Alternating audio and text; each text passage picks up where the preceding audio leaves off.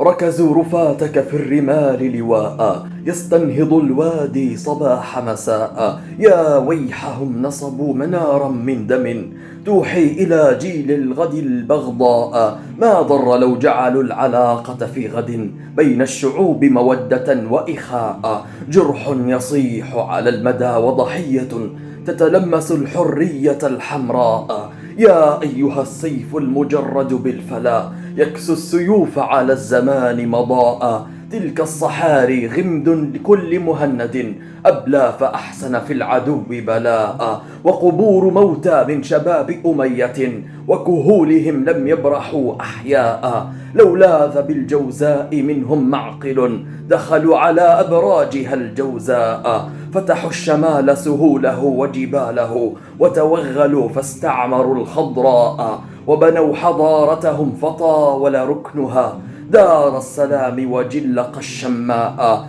خيرت فاخترت المبيت على الطوى لم تبن جاها أو تلم ثراء. إن البطولة أن تموت من الظما ليس البطولة أن تعب الماء. إفريقيا مهد الأسود ولحدها ضجت عليك أراجلا ونساء. والمسلمون على اختلاف ديارهم لا يملكون مع المصاب عزاء. والجاهلية من وراء قبورهم يبكون زيد الخيل والفلحاء. في ذمة الله الكريم وحفظه جسد ببرقة وسد الصحراء. لم تبق منه رحى الوقائع أعظما تبلى ولم تبق الرماح دماء. كرفات نسر أو بقية ضيغم باتا وراء السافيات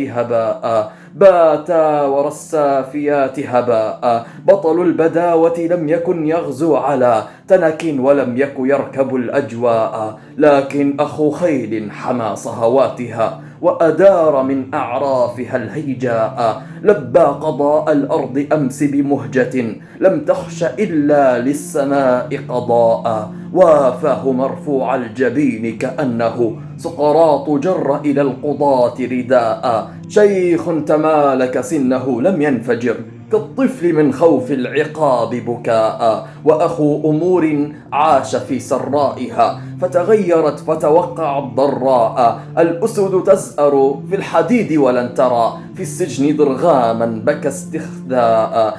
وأتى الأسير يجر ثقل حديده أسد يجرر حية رقطاء. عضت بساقيه القيود فلم ينؤ ومشت بهيكله السنون فناء. 90 لو ركبت مناكب شاهق لترجلت هضباته إعياء. خفيت عن القاضي وفات نصيبها من رفق جند قادة النبلاء. والسن تعصف كل قلب مهذب عرف الجدود وأدرك الآباء. دفعوا إلى الجلاد أغلب ماجدا يأس الجراح ويعتق الأسراء. ويشاطر الأقران ذخر سلاحه ويصف حول خوانه الأعداء. وتخيروا الحبل المهين منية لليث يلفظ حوله الحوباء. حرموا الممات على الصوارم والقنا من كان يعطي الطعنة النجلاء. إني رأيت يد الحضارة أولعت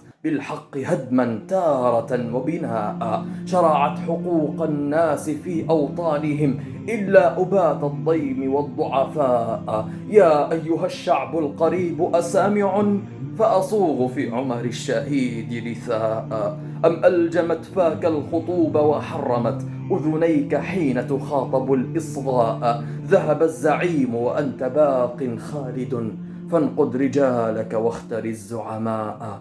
وأرح شيوخك من تكاليف الوغى واحمل على فتيانك الأعباء.